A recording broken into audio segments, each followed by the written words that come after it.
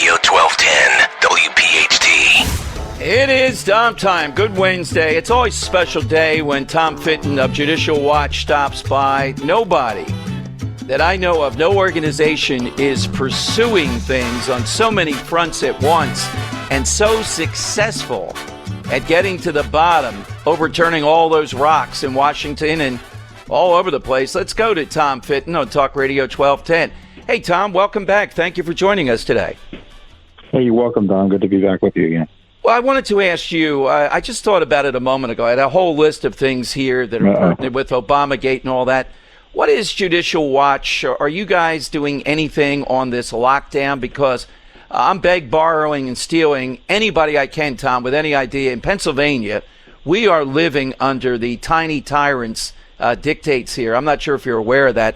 It's incredible what's going on here. Yeah, I mean, it's a significant challenge to the Republic and your freedoms. We're monitoring it. We've done Freedom of Information Act requests and, asking some tough questions. And, the problem that we're facing in terms of those of us who want our liberty interests preserved beyond the right to even attend church. So you've got rights, for instance, to have a job. You have rights to run a business that, if they're curtailed, the states are liable, meaning they owe you compensation potentially. And but this is such an extraordinary circumstance. The courts have got to kind of plod through it pretty carefully and slowly. So it's going to be difficult. And this is why I think it's important that the president and the Justice Department intervene in the states to protect the citizens from oppression, because that's what's going on right now. It's oppression. It's soft totalitarianism, to put it charitably, where you have governors taking it upon themselves to shut down and keep from working and suppress all of their rights, practically speaking, the entire citizenry of a state. And that's not what our constitutional republic is about, and it's certainly contrary to any sense of liberty the Constitution seeks to preserve and protect. And they don't have the right to take away your constitutional rights. And when that happens, the federal government has an obligation to step in. And they need to start doing that beyond the religious freedom cases, which are important. But look, you can't feed your children if you don't have a job. Absolutely. And Tom, to your point, that's a core. It's a core human right at this point. I get pushback from some listeners. What about states' rights and all that? But I'm in agreement with you. The long and short of it is, this goes well beyond that. We have a guy in Pennsylvania, the governor, that shut down the Right to Know office so that media outlets couldn't get information on this waiver system he set up with that is arbitrary, and we're suing constitutionally on that. And he said because of the pandemic, the Right to Know office is shut down. When you mentioned freedom of information, that's what we're facing. But I wanted to turn, Tom, with they're doing it at the federal level, too, so welcome to our world. Yeah. Suburban counties say lawsuit about voter rolls makes false claims. Conservative, tell it to the judge. So Judicial Watch is watching out for us because we realize how seminal these four counties around Philadelphia are in Pennsylvania, and Pennsylvania is the ticket to the White House. So what are you trying to do, and what's the result so far? Well, we sued to clean up the rolls in Pennsylvania. There are about 800,000 names on the rolls in Pennsylvania generally that shouldn't be there, it looks like. They should have been removed in a regular sort of process or cleanup process. And in those those counties specifically that we've been talking about, I think it's three or four, I don't remember now. They simply aren't removing names as the law requires. And we went through and carefully analyzed the data. They also refused to respond to our inquiries about exactly what they were doing. So we sued. And it's really basic. Look, if you don't vote, Dom, the states, in theory, or the locality is supposed to send you a notice. Are you there? Right. And if you don't respond and you don't vote for 2 federal election cycles, meaning this election, for instance, and in 2022, they then can remove your name from the rolls. Doesn't mean you're not eligible to vote. Just means you're not registered anymore, and they have to re-register if you're still living there. This is what this is about. And the fact that we're getting such pushback from the bureaucrats and the left tells you what this is really about. They want these extra names on the rolls because, in my view, it's a pool from which they can draw to obtain fraudulent votes. I the you. left, for instance, is trying to intervene in our lawsuit here. Why would they care about this? I couldn't agree more. What can you tell us Judicial Watch is involved in? We're talking with Tom Fitton of Judicial Watch.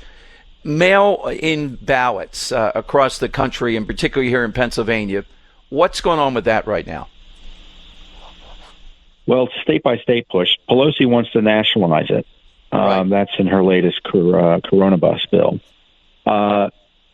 This case shows you why mail-in ballots are treacherous in terms of voter fraud. There are, in Pennsylvania, for instance, as I said, 800,000 names that shouldn't be there regularly. Are they going to get ballots?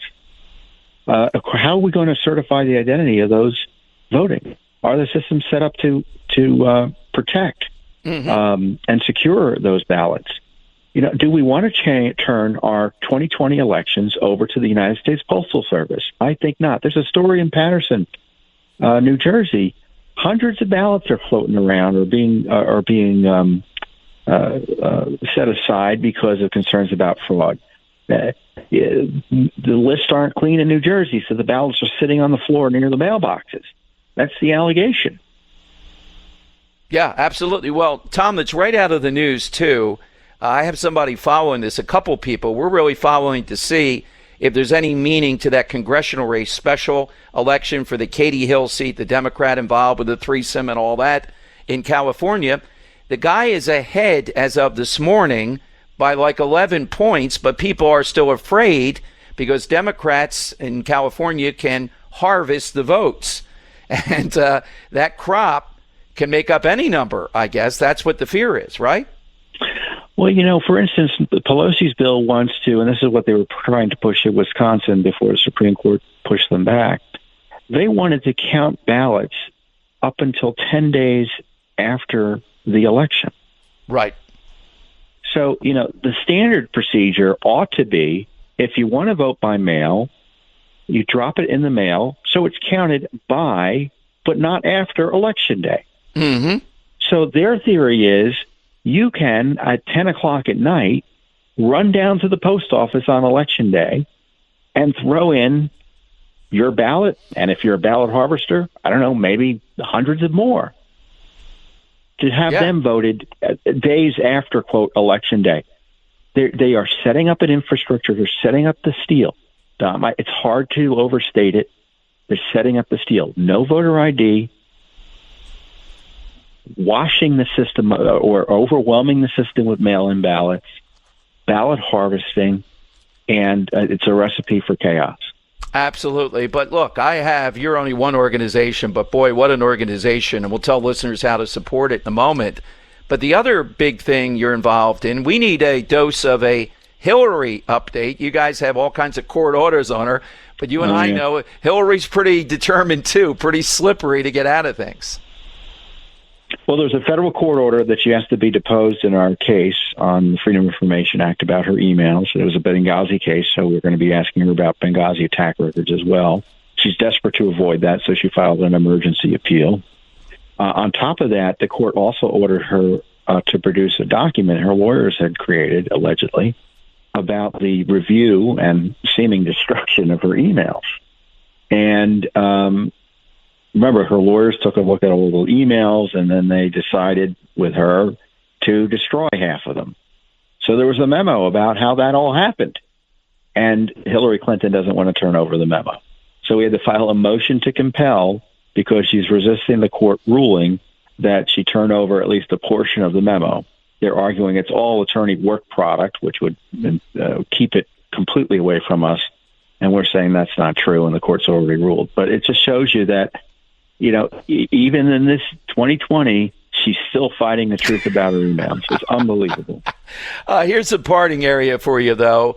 I guess I was thinking of you. You probably thought this judge was going to do this yesterday, allowing all these friend of the court briefs to be brought in, maybe 100 of them that goes on forever, run out the clock. Trump's not the president, and Michael Flynn then would still be guilty with a different Justice Department. What can you tell us about the Flynn case. What's the big nugget there for Judicial Watch? Well, in terms of the instant case issue, the instant court, I mean, look, I thought Judge Sullivan might have, because he's no fan of, it looks like, the Trump administration, might have tortured the Justice Department a little bit for a hearing. But the idea that he would delay justice for General Flynn, right, in essentially, issue a cattle call for amicus briefs.